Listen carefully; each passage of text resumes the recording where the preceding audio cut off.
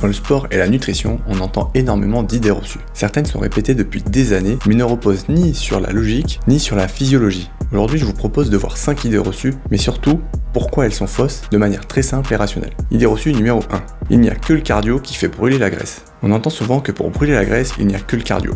Pédaler, courir, ramer et transpirer longtemps. Et pourtant, la perte de gras dépend avant tout d'un équilibre énergétique et non pas du type d'activité. Le cardio brûle des calories, sur le moment certes, mais le renforcement musculaire augmente la masse musculaire et donc augmente ton métabolisme de base même quand tu es au repos. En plus, ça te permet de maintenir ta masse musculaire et ce pour le long terme. Les deux peuvent être utiles, mais le cardio n'est pas indispensable pour la perte de graisse. Ce qui compte, c'est la cohérence globale entre tes dépenses énergétiques, ton alimentation et ta récupération.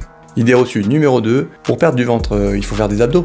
Trop de coachs vont vous dire que l'on peut cibler vos pertes de graisse sur un endroit précis du corps. Donc si je veux perdre du ventre, je vais faire des abdos. Eh bien c'est faux, on ne peut pas choisir où perdre son gras. Les abdos renforcent les muscles, mais la graisse abdominale ne diminue que si le taux de masse grasse corporelle globale se réduit. Donc faire 1000 crunchs par jour ne fera pas fondre le ventre si l'alimentation et le mode de vie ne suivent pas. La fonction des abdos est avant tout de stabiliser et de maintenir ta colonne vertébrale et non pas à brûler localement des graisses. Idée reçue numéro 3.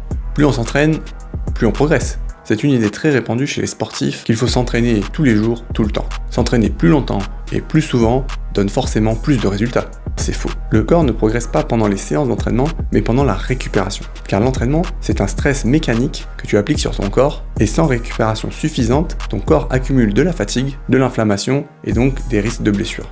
Un entraînement bien dosé, régulier, avec une récupération suffisante, est bien plus performante qu'un entraînement excessif. Idée reçue numéro 4. Les protéines, c'est pour les sportifs. On entend souvent que les protéines ne sont réservées qu'aux sportifs ou aux bodybuilders. Mais les protéines sont essentielles à tout le monde, pas seulement aux sportifs. Elles servent à maintenir la masse musculaire, certes, mais que tu sois sportif ou non, tu as des muscles, il vaut mieux les garder le plus longtemps possible. Mais ça sert aussi à réparer les tissus et même à soutenir ton système immunitaire. Et chez les personnes sédentaires, en vieillissant, un apport en protéines insuffisant accélère la perte musculaire, ce qui impacte ta posture, ta mobilité et ta santé globale. Donc toujours incompris, sportif ou non, un apport protéique à chaque repas est très important pour ta santé sur le long terme. Allez, on passe à l'idée reçue numéro 5, un vieil adage que l'on entend dans beaucoup de salles de sport, no pain, no gain. Ou en français, si tu souffres pas, c'est que tu progresses pas.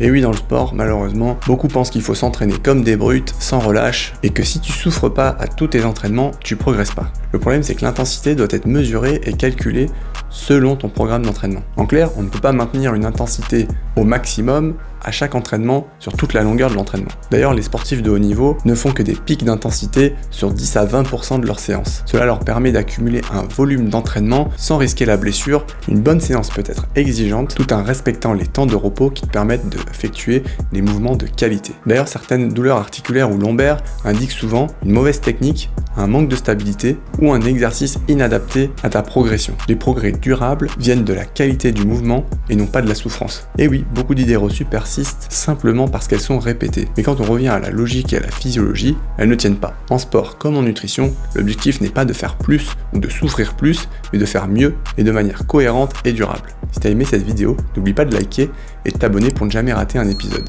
À la semaine prochaine!